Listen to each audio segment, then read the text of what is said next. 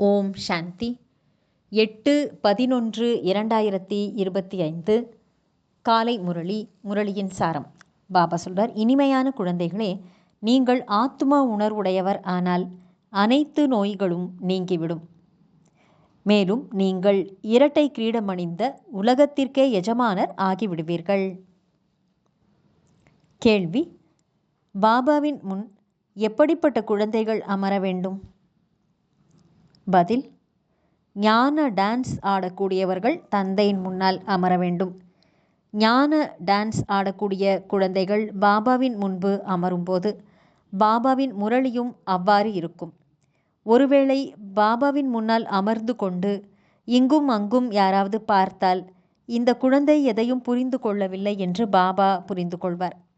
நீங்கள் எப்படிப்பட்டவரை அழைத்து வந்துள்ளீர்கள்? பாபாவிற்கு முன்பு கொட்டாவி விடுகின்றார் என்று பாபா பிராமணிகளை, அதாவது சகோதரிகளை பார்த்து கேட்பார். குழந்தைகளுக்கு இப்படிப்பட்ட தந்தை கிடைத்துள்ளார் என்றால் மகிழ்ச்சியில் நடனமாட வேண்டாமா? பாடல்: தூர தேசத்தில் வசிப்பவர் அந்நிய தேசத்திற்கு வந்துள்ளார். ஓம் சாந்தி. இனிமையிலும் இனிமையான குழந்தைகள், பாடலை கேட்டீர்கள். துக்கத்தை நீக்கி சுகம் அளிப்பவர், தாயும் நீயே தந்தையும் நீயே என்றெல்லாம் யாரை நாம் நினைவு செய்கிறோமோ அவரே ஆன்மீக தந்தை என்று ஆன்மீக குழந்தைகள் புரிந்து கொள்கின்றனர். மீண்டும் வந்து எங்களுக்கு சுகத்தை அளியுங்கள், நாங்கள் துக்கத்தில் இருக்கின்றோம். இந்த முழு உலகமும் துக்கமாக இருக்கிறது. ஏனென்றால் இது கலியுக பழைய உலகம் ஆகும். பழைய உலகம் மற்றும் பழைய வீட்டில், புதிய உலகில் புது வீட்டில் இருந்தது போல் அவ்வளவு சுகம் இருக்க முடியாது. பழைய வீட்டில் புது வீட்டினுடைய சுகத்தை போன்று இருக்க முடியாது. நாம் தான் உலகத்திற்கே அதிபதியாக ஆகி ஆதிசனாதன தேவி தேவதையாக இருந்தோம். பிறகு நாமே 84 பிறவிகள் எடுத்தோம் என்று குழந்தைகளாகிய நீங்கள் அறிவீர்கள். குழந்தைகளே, நீங்கள் எத்தனை பிறவிகள் எடுத்து நடித்தீர்கள் என்று உங்களின் பிறவிகள் பற்றி தெரியவில்லை என்று பாபா கூறுகிறார். மனிதர்கள் 84 லட்சம் பிறவிகள் எடுக்கிறோம் என்று நினைக்கிறார்கள். ஒவ்வொரு மறுபிறவியும் எத்தனை வருஷங்களை உடையது? 84 லட்சம் என்ற கணக்குப்படி பார்த்தால் சிருஷ்டி சக்கரம் மிகவும் பெரியதாக இருக்கும். ஆத்மாக்களாகிய நம்முடைய தந்தை நம்மை படிக்க வைப்பதற்காக வந்துள்ளார் என்று குழந்தைகளாகிய நீங்கள் அறிவீர்கள். நாமும் தூர தேசத்தில் வசிப்பவர்கள் தான். நாம் இங்கே வசிக்கக்கூடியவர்கள் அல்ல. நாம் இங்கே நடிப்பதற்காக வந்திருக்கிறோம். பாபாவை கூட நாம் பரந்தாமத்தில் நினைக்கிறோம். இப்போது இந்த வேற்று தேசத்தில் வந்திருக்கிறோம். சிவனை தந்தை என்கிறோம். ராவணனை தந்தை என்று கூற முடியாது. பகவானைத்தான் தந்தை என்பார்கள். தந்தையின் மகிமைகள் தனி. 5 விகாரங்களை யாராவது மகிமை செய்வார்களா? தேக உணர்வு என்பது மிகப்பெரிய நோயாகும். நாம் ஆத்தும உணர்வு அடைந்தால் எந்த நோயும் இருக்காது. மேலும் நாம் உலகத்திற்கே அதிபதியாகலாம்.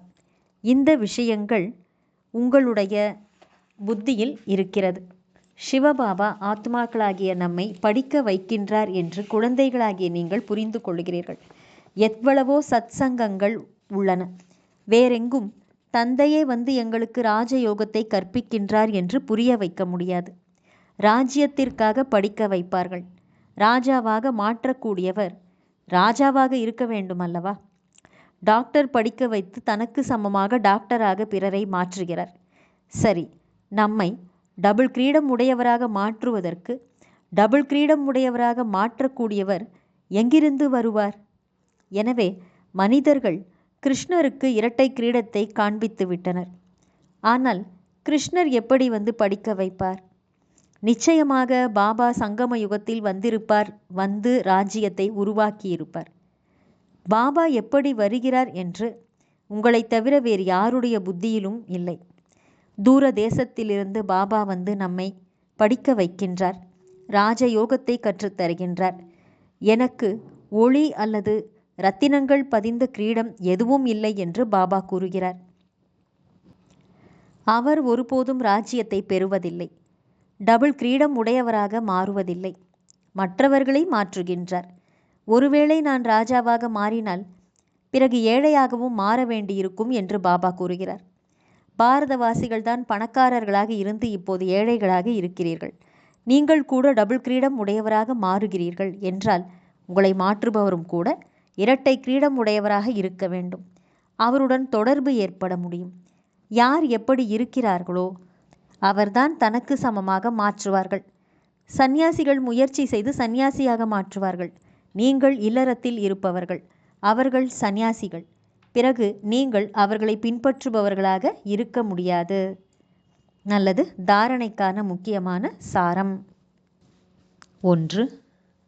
இரவு தூங்கச் செல்வதற்கு முன்பு பாபாவுடன் இனிமையிலும் இனிமையாக பேச வேண்டும். பாபா, நாங்கள் இந்த சரீரத்தை விட்டுவிட்டு உங்களிடம் வருகிறோம். இவ்வாறு நினைத்து கொண்டே தூங்க வேண்டும். நினைவுதான் முக்கியமாகும். நினைவினால்தான் தங்க புத்தி உடையவர் ஆவீர்கள். 2. 5 விகாரங்கள் என்ற நோயிலிருந்து தன்னை பாதுகாத்து கொள்வதற்காக ஆத்ம அபிமானி ஆவதற்கான முயற்சி செய்ய வேண்டும். அளவற்ற குஷியில் இருக்க வேண்டும். ஞான நடனம் செய்ய வேண்டும். வகுப்பில் சோம்பேறித்தனத்தை பரப்பக்கூடாது. வரதானம். சேவையின் மூலம் அநேக ஆத்துமாக்களின் ஆசீர்வாதத்தை அடைந்து சதா முன்னேறி செல்லக்கூடிய மகாதானி ஆகுக. விளக்கம். மகாதானி ஆவது என்றால் பிறருக்கு சேவை செய்வது என்பதாகும். பிறருக்கு சேவை செய்வதனால் சுயத்தின் சேவை தானாகவே நடைபெறுகிறது. மகாதானி ஆவது என்றால் தன்னை செல்வந்தர் ஆக்குவதாகும். எத்தனை ஆத்மாக்களுக்கு சுகம், சக்தி மற்றும் ஞானத்தின் தானம் வழங்குவீர்களோ அத்தனை ஆத்மாக்களுடைய பிராப்திகளின் சப்தம் அல்லது நன்றி என்ன வெளிப்படுகிறதோ அது உங்களுக்கு ஆசீர்வாதமாக ஆகிவிடும். இந்த ஆசீர்வாதங்கள் தான் நீங்கள் முன்னேறுவதற்கான சாதனம் ஆகும். யாருக்கு ஆசீர்வாதங்கள் கிடைக்கிறதோ அவர்கள் சதா குஷியாக இருப்பார்கள். எனவே தினமும் அமிர்த வேளையில் மகாதானி ஆவதற்கான புரோகிராமை அல்லது திட்டத்தை உருவாக்குங்கள். தானமே செய்யாத ஒரு நேரம் அல்லது நாள் என்பது இருக்கக்கூடாது.